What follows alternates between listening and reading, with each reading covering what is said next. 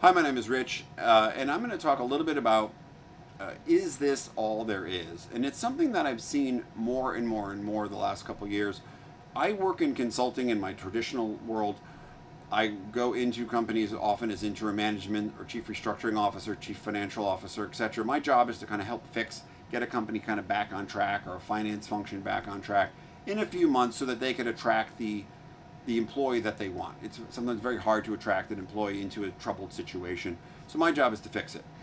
So I go in. The nice time is I'm very fortunate. I usually go in. I have very good employees who went to good schools. They have longevity. They know what's going on in the company, and they're often really really good people. And what happens is I start to get into projects, and I start giving out what work, and they're going through the motions. They're doing the stuff, but you can tell they're kind of giving you their game face, but behind it they're just beaten down, and it's so sad and it's so hard to watch.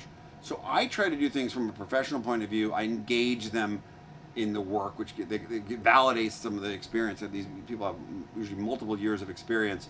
I give them ownership of parts of a project, which deals with some of the powerlessness. A lot of, again, these people are sort of beaten down. They don't always feel powerless. They're not as engaged. I give them credit for the work that they do, which validates all their experience and allows them to work hard. But that's a professional front, and a lot of people don't work in an office environment that allows them this opportunity. They're stuck with a boss who may not be very sympathetic to them, and I often find that they wanted my job as a full-time basis, but I'm often the third or fourth person in that seat in a short period of time, and they realize the person before me wasn't happy, and they're like, I thought I wanted that. I was told if I had all that, I would be happy. What do I do? So I think the best thing to do is acknowledge that you've woken up. Some people call it a spiritual awakening. Some say it's an awakening. At the end of the day, it's an awakening to say that I've done all these things. I've achieved all these things. I am still not happy. Adding more things to the pile is not going to make me happy. There's got to be something bigger than that, and there is. Now, at the end of the day, what do we all want? We all want to be happy, and acknowledge that. And now you have to acknowledge that. The other thing is, we want what we want because of the feelings that we think we will feel as a result of having them. So if you say I want money, which often you want money because there's a sense of freedom and ease and then relaxation that you have from not having to worry about college tuition and how you're going to retire and that sort of thing. So it's really, you want the feeling of freedom and ease. The conduit to that is the money. So there's a handful of things, and you start to look at things and break things apart and to see what the real motivation is. And say, but now the best part about acknowledging is once you acknowledge that there's an issue, you can start to build a plan to get to where you want to go.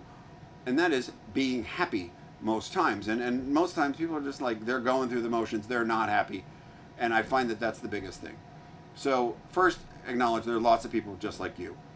To take your time. There's a lot of programs out there trying to either personal improvement or professional development programs or other things.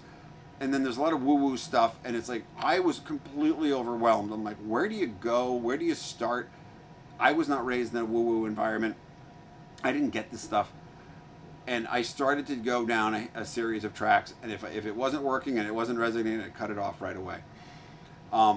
The one thing I would probably say is to start a meditation program. That is the one thing that you kind of see consistently across the board because it calms your mind. And once you're in a calm state, you can start to take action and not being as reactionary. You'll be much more proactive. I do Joe Dispenza meditations. I really like them.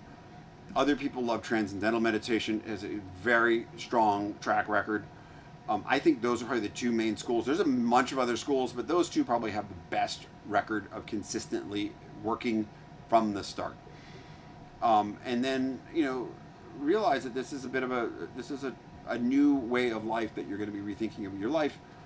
You're not going to change. You're not going to lose all your friends. At the end of the day, they're going to think they're like, did you lose weight? Did you get some work done? Because you're going to be happier and you're going to be glowing, and they're not going to know why because they're still taught in a bit of a hamster wheel. So I would say, look, please go to my website, richmizek.com. we can book a one-on-one session. We could work through this and finding the right kind of path for you. But I think it's if you're watching this and you've watched it this far, fantastic. You're on the right track. You are totally normal, and having an awakening is probably the best thing that you ever did. Your life will get better and better and better from here. Again, Rich Mizek, please go to my website and to book a one-on-one session with me. Thanks so much.